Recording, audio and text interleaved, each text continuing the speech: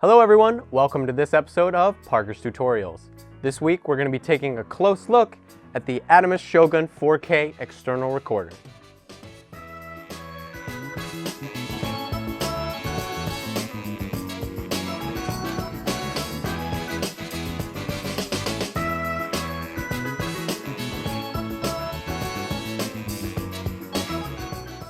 Now, I purchased this recorder when I got my A7S so I could record the 4K video that comes out of the mini HDMI out. This episode will be divided into 5 sections: key features, technical mumbo jumbo, image quality examples, and since we're using the A7S, we're also going to be testing low light abilities with a special guest.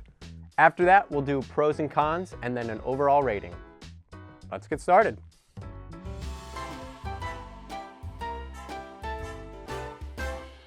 All right, so when you get the Atomos Shogun, you have the yellow case.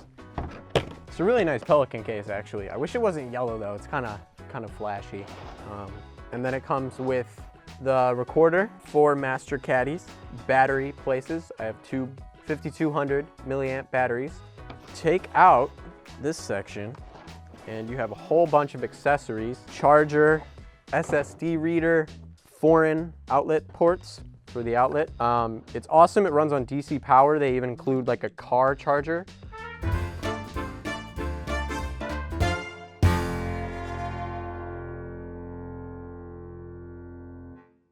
So to begin, the Atomos Shogun weighs about 1.5 pounds with batteries and media. The Shogun has a 7.1 inch touchscreen with 300 plus pixels per inch at 1920 by 1200. The aspect ratio is 16:9 native, but there are various overlays you can use and even an anamorphic feature. There's both an HDMI in and an HDMI out, so you can connect to a larger director's monitor. And there are also 4K SDI in and outs as well. There's also 4K RAW support for certain cameras. At 4K or at 1080, you can record at ProRes HQ, 422 or LT, as well as DNxHR codec, which I haven't had the chance to use yet.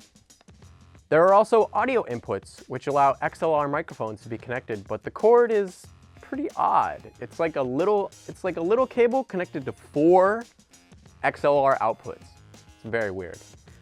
I normally record audio external anyways, so it's not really a problem. Now, I have 2 5200 milliamp batteries, which gives me approximately about 3 hours of recording time, but the kit includes a D-tap adapter, which allows for an external power pack to be connected with a D-tap. It also includes a cord that connects it directly to AC power.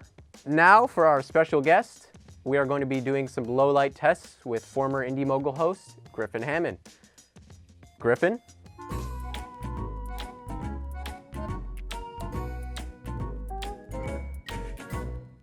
Hey everybody, I'm Griffin Hammond, documentary filmmaker and former host of Indie Mogul. Parker invited me to come check out the Sony A7S and the Atomos Shogun, so I thought, of course, that'd be great. Let's do some low light tests.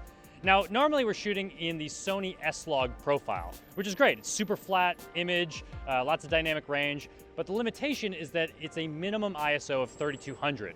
So to test out some lower ISOs, we're gonna put this back into the standard color profile. All right, so we're starting here at 800 ISO. And now we're jumping up to 1600, 3200 ISO. Here it is at 6400.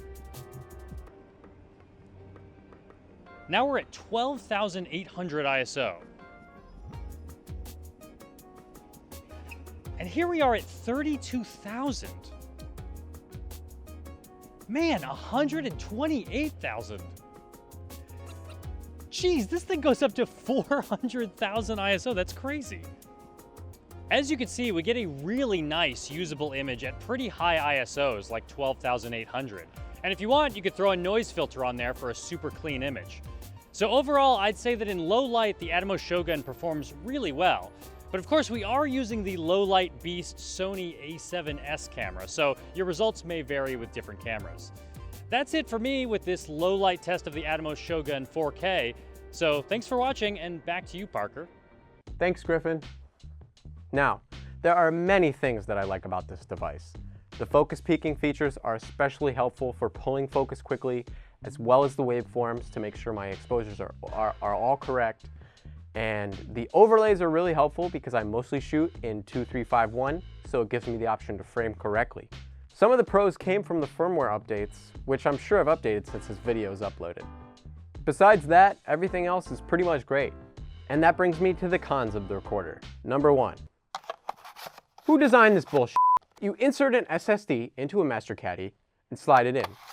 That's it. No lock. I had to shoot ruined once because the SSD kept knocking out by the force of the moving camera and half the footage was corrupted. So now, whenever I'm on a set, I just use gaff tape to securely hold the SSD in the Shogun, and I have not had issues since. There's a locking mechanism for the battery, which is one thing I like, and I'm not sure why it wasn't included for the SSD. Another con is that the ventilation grates are at the top, which pretty much negates any ability to shoot in the rain. I mean, I'm not sure. I would make a rain cover for the situation if it arises. Another con is the touchscreen is a little finicky, and sometimes I can't click on an icon, which requires a restart to press. But most of these are just tiny annoyances, which I'm sure will improve with future software updates. The overall rating I would give the Atomos Shogun compared to other recorders in the price range, I would give it about a 4.5, mostly for this SSD slot thing. Thanks for watching this episode of Parker's Tutorials. If you would like to see any of my current work or what I'm up to, you can follow me on Twitter @ParkandPay. I'm excited to review the newest gear, and I actually have some tutorials in the works. I'm serious this time. Like really. I have tutorials that I'm working on. Zoom in on my face. Cut to black.